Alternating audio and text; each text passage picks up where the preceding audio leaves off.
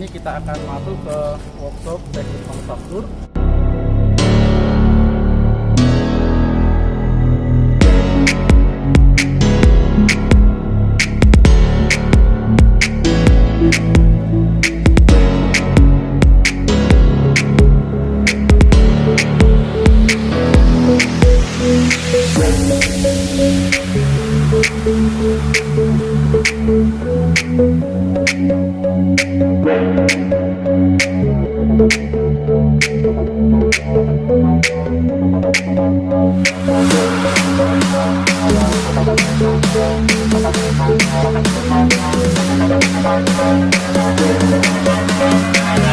Berikutnya ini adalah mesin bor atau disebut dengan radial drilling.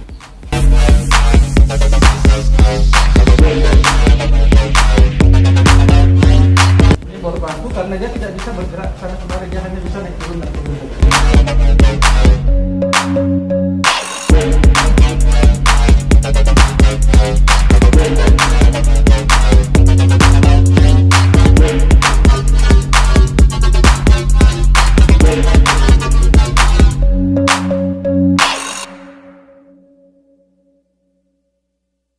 Selamat siang teman-teman semua. Saat ini kita akan masuk ke workshop teknik manufaktur yang ada di BLK Sorong. Kita akan melihat mesin-mesin yang ada di dalam workshop teknik manufaktur dan bagaimana pelatihan itu dilaksanakan di kejuruan ini. Mari kita masuk ke dalam.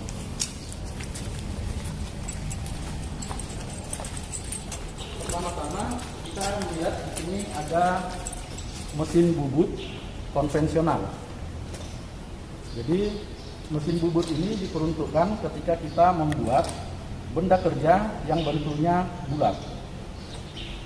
Dari baja, nanti kita akan buat bentuknya itu bisa bentuk ulir, bisa ulir luar atau ulir dalam. Kalau misalnya teman-teman tahu, kita buat skrup, kita buat mur, itulah yang hasil dari mesin ini. Nah, cara pengoperasiannya kita bisa lihat bahwa ketika kita belajar mesin bubut, ini adalah salah satu produk dari Jerman, mesin bubut dengan merek Wheeler. Tadi saya sampaikan bahwa mesin ini digunakan untuk memproduksi barang-barang yang bersifat atau bentuknya bulat. Bisa itu bulat tanpa ulir, bisa juga bulat dengan menggunakan ulir. Nanti kita akan lihat contoh hasil dari proses pembubutan ini. Kita akan lihat, nah ini termasuk mesin bubut yang semi otomatis. Kenapa? Karena mesin bubut ini sudah dilengkapi dengan apa yang disebut dengan numerical control. Jadi ketika kita akan membuat sebuah benda kerja, misalnya seperti ini benda kerja, kita akan jepit di hangnya, kemudian kita akan putar dengan putaran tertentu menggunakan pisau, nanti akan mengupas. Produknya salah satunya seperti ini. Nah, ini membubut lurus, kemudian ini dibentuk menjadi ulir. Jadi ulir ini bisa dibuat di sini. Ini namanya ulir luar. Kemudian kita bisa membuat lubang pada bagian benda kerja ini. Nah, ini adalah secara singkat proses pembubutan yang bisa kita lakukan di BLK Sorong. Jadi kalau mesin press bedanya dengan mesin bubut, mesin press itu biasanya untuk benda kerja yang bentuknya tidak bulat. Dia bisa persegi panjang, bisa kotak dan yang lain-lain. Mesin bubut ini dua aksis atau dua sumbu X dan sumbu Y. Artinya dia hanya bergerak melintang dan dia maju mundur. Berbeda dengan nanti mesin press itu mempunyai tiga aksis. Jadi selain dia melintang, maju mundur, mesin press juga bisa naik turun. Di dalam proses pengoperasiannya, mesin press jauh lebih kompleks dibanding mesin bubut. Ini adalah salah satu bentuk mesin press sama, ini semi otomatis. Nanti kita akan lihat mesin press dan mesin bubut yang otomatis atau disebut dengan CNC. Kalau ini mereknya NAT, ini juga dilengkapi dengan sistem NC atau numerical control. Jadi ketika kita membuat ukuran, kita bisa memasukkan ke dalam sistem ini. Nanti kita jalankan, tetapi ini masih harus dikontrol secara semi otomatis. Tadi saya sampaikan bahwa proses penggunaan mesin press ini digunakan untuk benda kerja yang berbentuk persegi panjang atau benda kerja yang tidak bulat. Namun bedanya dengan mesin bubut, mesin press ini mempunyai 3 aksis. Aksisnya itu X, Y, Z. Jadi kalau kita bisa lihat gambar di sini, ini X, Y, Z. Jadi dia bisa naik turun, bisa maju mundur, bisa melintang. Ini yang membedakan dengan mesin bubut. Jadi kita bisa membuat apakah dia di press rata ataukah dia bertingkat. Jadi itu secara singkat di dalam pengoperasian mesin press ini. Kemudian alat yang lain yang ada di kita berikutnya ini adalah mesin bor atau disebut dengan radial drilling. Kenapa disebut dengan radial drilling? Karena dia mempunyai lengan. Biasanya kalau mesin bubut yang biasa, mesin bor yang biasa dia hanya satu arah naik turun, tetapi kalau ini selain dia naik turun dia bisa digeser maju mundur dan ini bisa diputar 360 derajat. Nah seperti itu, jadi bisa digeser sana kemari, kemudian ini bisa berputar 360 derajat. Nah kemampuannya ini mulai dari 0,1 sampai berapa diameter terbesar ini? Jadi sampai 40 ya? 40 Pak? Atau 40 mili diameter yang bisa dibuat. Pakai kan holder Pak? Jadi ini adalah kelengkapan mesin-mesin yang bisa kita gunakan di bengkel teknologi manufaktur. Kemudian yang ini disebut dengan mesin scrap. Mesin scrap. Ini sebelah ini Pak, scrap juga Pak. Sama, siapa tuh? Jadi ini bisa digunakan untuk membuat atau menghaluskan permukaan benda secara melintang saja. Kemudian alat yang lain lagi, sekarang kita lihat untuk mesin CNC. Kalau ini mesin bubut juga, mesin manual. Kemudian kita lihat di sana ada mesin CNC. Tapi sebelum kita masuk ke mesin CNC, kita ada mesin. Nah ini salah satu mesin bor bangku. Ini bor bangku karena dia tidak bisa bergerak sana kemari, dia hanya bisa naik turun saja. Kalau tadi disebut radial drilling karena dia punya lengan, dia bisa berputar seperti itu. Mesin asap pahat. Ya. Kemudian ini gerinda, mesin gerinda.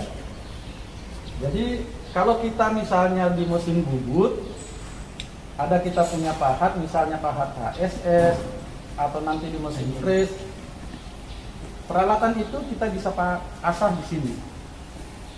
Contohnya, ini adalah salah satu mata pisau pada mesin press. Ini kalau kita kenalnya dengan pisau jari. Kebetulan matanya ada 4. Jadi kalau misalnya kayak gini rompal, ini bisa diasah.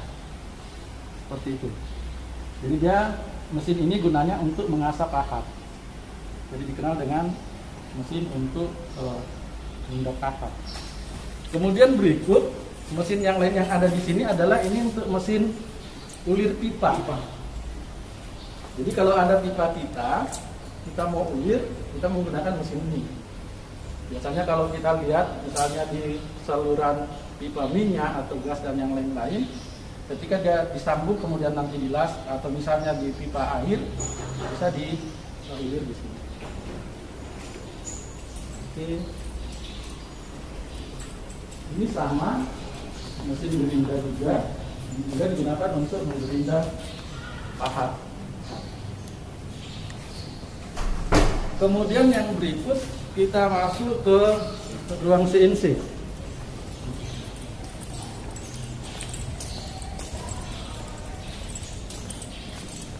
Jadi kalau tadi di sana kita lihat mesin bubut dan mesin press semi otomatis, kalau di sini semuanya sudah full otomatis. Disebut mesin CNC karena CNC itu komputer numerical control. Jadi mesin ini dikontrol secara komputer sistemnya dengan membuat program terlebih dahulu baru kita masukkan ke mesin. Namun sebaiknya ketika seseorang akan masuk belajar di mesin CNC ini, dia seharusnya terlebih dahulu menyelesaikan pelatihan di mesin konvensional. Pertama. Kemudian kedua, sebelum masuk ke sini harusnya dia sudah bisa belajar menggambar teknik. Kalau di kita itu kita sebut dengan AutoCAD atau Computer Aided Design. Jadi ketika kita menggambar nanti kita akan lihat di atas ada workshopnya. Nah seperti ini. Ini adalah hasil dari CNC. Ketika kita buat seperti ini. Jadi kalau ini kita tidak bisa buat di mesin press konvensional. Nah belakangnya pun ada. Oke, boleh dilihat seperti ini. Kemudian misalnya ini lock balok kita buat seperti ini. Nah, ini adalah hasil yang dibuat oleh peserta pelatihan. Nanti diharapkan bahwa di industri-industri maju umumnya mereka menggunakan mesin-mesin seperti ini. Jadi ini adalah mesin press CNC, yang di sebelah ini adalah mesin bubut CNC. Jadi kalau kita lihat tadi di sana, mata pisaunya itu hanya satu, tapi di sini ada beberapa. Ada 1, 2, 3, 4, 5, 6. Ini bisa secara otomatis berputar sendiri sesuai dengan program yang kita susun di sini. Jadi dia akan bekerja. Yang pertama kita gambar. Ini adalah salah satu hasilnya. Hasilnya. Oke. Jadi ketika selesai kita gambar di CAD, kemudian program itu kita masukkan ke sistem, baru dilakukan simulasi. Ketika semua program yang kita lakukan itu sudah benar langkah-langkahnya, baru diproses oleh mesin, sehingga akan menghasilkan benda kerja seperti ini. Kenapa harus disimulasikan terlebih dahulu? Menghindari terjadinya kerusakan, baik itu tabrakan karena pisau atau benda kerja maupun pada saat pemasangan yang keliru. Nah, untuk gambarnya bisa kita lihat di atas di lantai 2. Kalau peserta belajar di sini, mereka akan belajar yang kita sebut dengan program gambar atau CAD. CAD itu Computer Aided Design. Jadi kita mendesain gambar dengan bantuan komputer yang nantinya hasil dari gambar ini akan kita program untuk masuk ke mesin CNC tadi. Nah, ini salah satu contoh sistem pemrograman yang dibuat yang nantinya benda kerjanya akan dihasilkan oleh mesin CNC di bawah.